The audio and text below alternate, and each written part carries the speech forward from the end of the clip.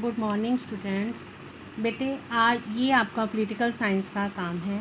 सबसे पहले तो आपको ये पता होना चाहिए कि आपका जो पॉलिटिकल साइंस सब्जेक्ट है इसको हम हिंदी में क्या कहते हैं। इसको हम हिंदी में बेटे राजनीतिक शास्त्र कहते हैं। जो आप 10th तक SST में सिविक्स पढ़ते हो ना, वही बेटे +1 में आके इंडिपेंडेंट सब्जेक्ट बन जाता है पॉलिटिकल साइंस। ये आपका एक कंपल्सरी सब्जेक्ट है।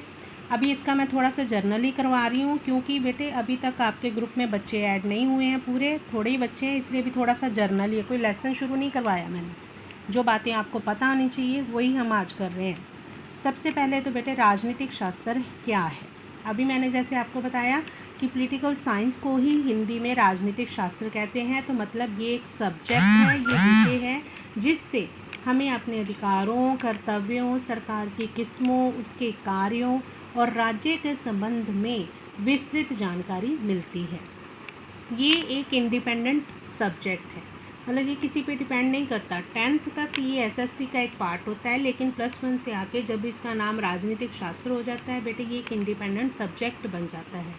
मतलब ये सब्जेक्ट पढ़ने वाला विद्यार्थी अपने अधिकारों के बारे में, अपने कर्तव्यों के बारे में, अपनी सरकार, अपने राज्य, इन सब के बारे में ज़्यादा अवेयर होता है बाकी बच्चों से। तो पहला क्वेश्चन ये है आपका। दूसरा है नागरिक किसे कहते हैं। ये लेसन हम शुरू करेंगे जब, इसलिए इसके बारे में थोड़ा सा बता रही हूँ कि नागरिक क्या है या नागरिक किसे कहते हैं।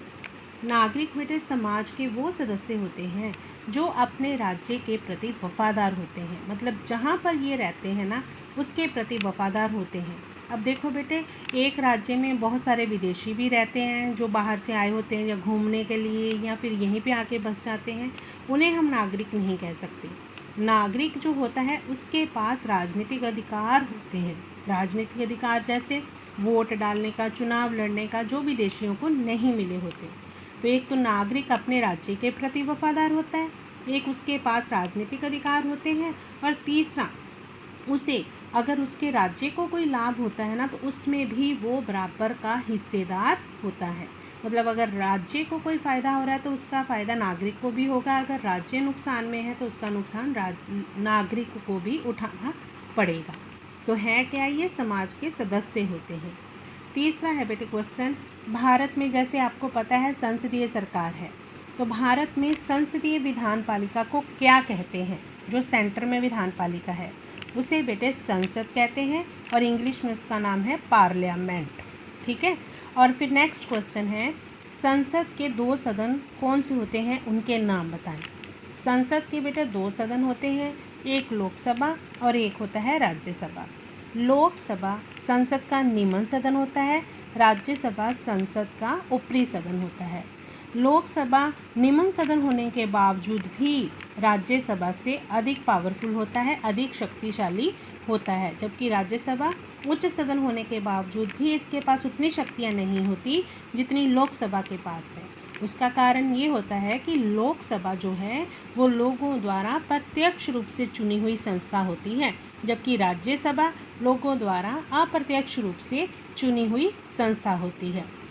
प्रत्यक्ष रूप से चुनना मतलब प्रत्यक्ष चुनाव, मतलब जिसमें लोग खुद चुनावों में भाग लेते हैं और अपने प्रतिनिधि चुनते हैं। लेकिन अप्रत्यक्ष चुनाव में लोग खुद चुनावों में भाग नहीं लेते, लोगों द्वारा चुने हुए प्रतिनिधि आगे चुनाव करते हैं। लोकसभा के पावरफुल होने का कारण ही इसका लोगों द्वारा प्रत्यक्ष चुनाव है, क्योंकि लोगों को इस पर अधिक विश्वास होता है कि उनके द्वारा बनाई गई है, इसलिए इसके पास अधिक शक्तियाँ होती हैं। ये चारों क्वेश्चन आपने अपनी नीट कॉपी पे उतारने हैं, नई कॉपी लगानी है, और लेसन नहीं है ये, जर्नल से क्वेश्चन पहले मैं थोड़े से करा रही हूँ, तो वो आपने करने भी हैं, लिखने भी हैं और याद भी करने हैं। बाकी हम कल करेंगे।